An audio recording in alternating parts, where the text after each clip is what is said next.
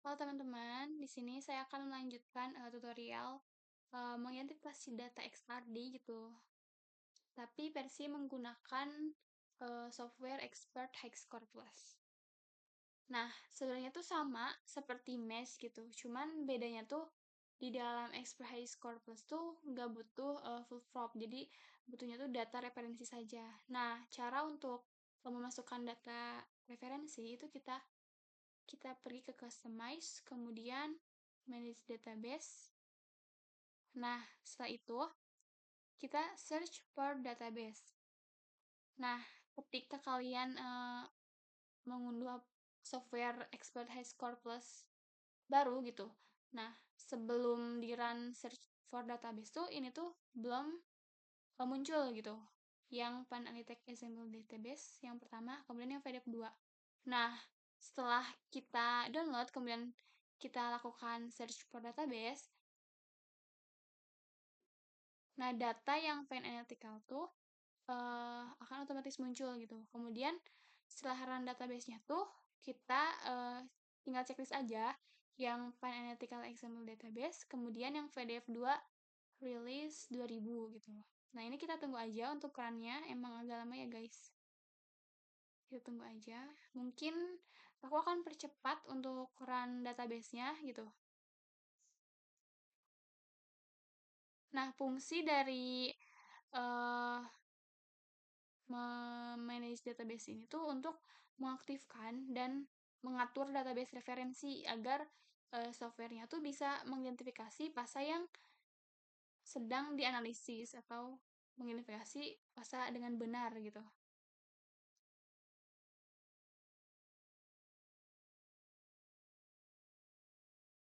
Nah, setelah run-nya selesai, kita tekan OK aja.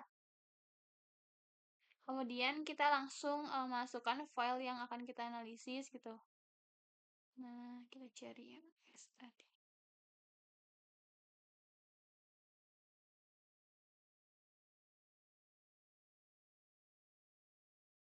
Nah, setelah seperti ini, kita pergi ke treatment, kemudian ke determine background, ininya kita langsung dua-dua aja. Nah, ini tuh berfungsi untuk menghilangkan sinyal latar belakang. Kenapa bending faktornya tuh 22? Karena bending faktor 22 ini tuh merupakan angka yang cocok untuk tingkat kehalusan dari kurva backgroundnya gitu. Kemudian ini tinggal accept aja. Nah, setelah itu kita pergi ke treatment lagi, kemudian ke strip ke alpha. Nah, ini strip ke alpha. Terus kemudian refresh. Nah, ini tuh fungsinya tuh untuk menghilangkan efek duplikasi puncak akibat radiasi K alpha 2 atau K2 alpha sehingga yang tersisa tuh hanya K1 alpha dan puncaknya tuh jadi lebih tajam. Setelah itu, kita mencari puncak-puncaknya gitu. Kita pergi ke treatment, kemudian kita search peaks, search peaks.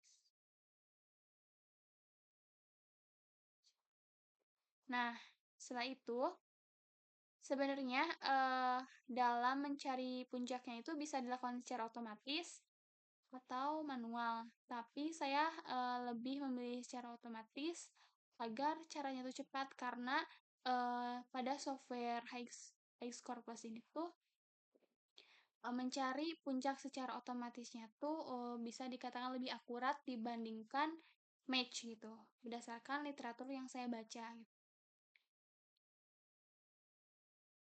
Kemudian setelah itu kita pergi ke treatment lagi. Kita pergi ke profile fit. Kemudian kita pergi ke fit profile.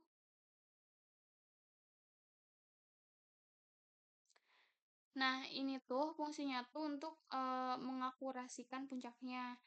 Selain itu juga untuk menghitung FWHM.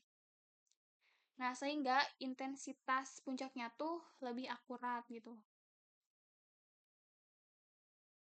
Nah, setelah itu kita lakukan analisis fasa. Nah, melakukan analisis fasanya tuh kita pergi ke analisis, kemudian search and match, sorry,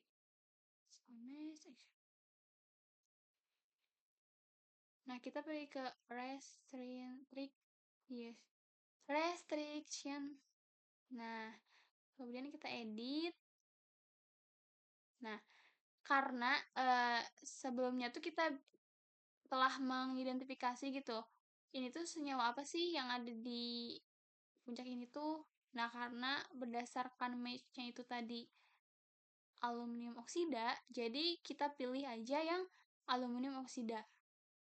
Nah, jadi Kl dan O-nya tuh kita beri tanda warna hijau toska, kemudian senyawa yang selain itu kita beri tanda merah. Ini tuh artinya tuh biar nggak kedeteksi gitu. Nah, setelah itu kita ke load, kemudian ke search. Ini oke aja. Nah, karena di sini tuh yang munculnya tuh hanya ada satu fasa gitu. Nah, ini tuh artinya berarti pola diffraksi yang terdeteksinya tuh cocok dengan satu struktur saja gitu. Nah, adanya pembatasan tadi di tabel periodik tuh membuat eh, fasa yang aluminium oxide ini tuh terdeteksi gitu. Jadi lebih mudah untuk mencari fasa yang akan dituju. Nah, kemudian kita drag aja ke sini. Nah, sebenarnya kita bisa langsung lihat gitu HKL-nya, despacing yang lain-lain. Kita tekan 2 kali, kemudian klik kanan. Sorry, tekan 2 kali aja. Nah, di sini tuh kita bisa mengetahui gitu bahwa mineralnya tuh atau komponennya itu yaitu adalah aluminium oxide atau korundum gitu. Nah, di sini juga kita sudah bisa uh, menentukan HKL-nya dan despacing. Nah, tetapi ada cara lain gitu untuk biar si HKL despacing-nya tuh tertera di puncak gitu. Caranya tuh kita klik kanan ini.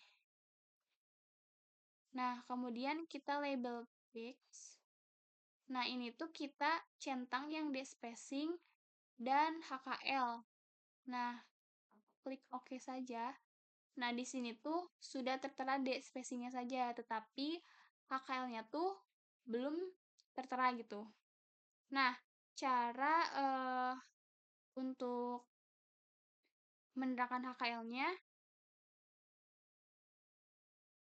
kita tinggal klik lagi. Sorry.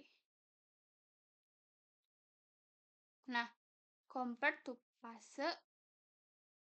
Nah, itu menandakan bahwa ininya tuh korundum.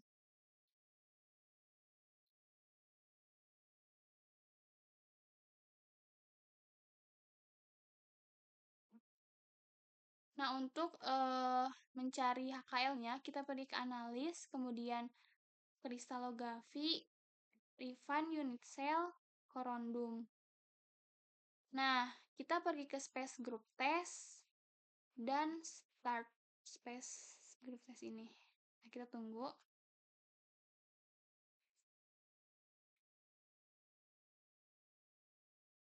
Nah, setelah selesai, kita tekan OK.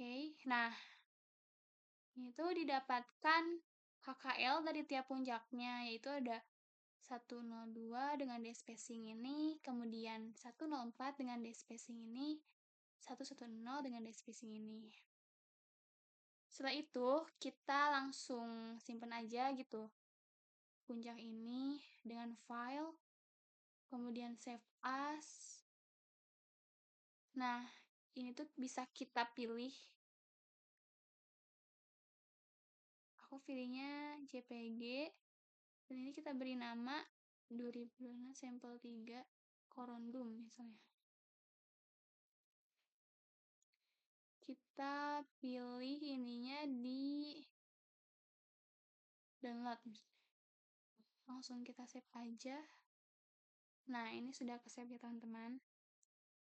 Nah, untuk memastikannya, kita pergi ke file, download, Nah, ini semikolon 21. Nah, ini dia hasil analisis, eee, pada sampel 3 yaitu sampelnya itu korondum. Nah, mungkin sekian tutorial dari saya menggunakan aplikasi Expert High Score Plus. Semoga apa yang saya sampaikan bisa dipahami. Sekian dari saya, terima kasih. Wassalamualaikum.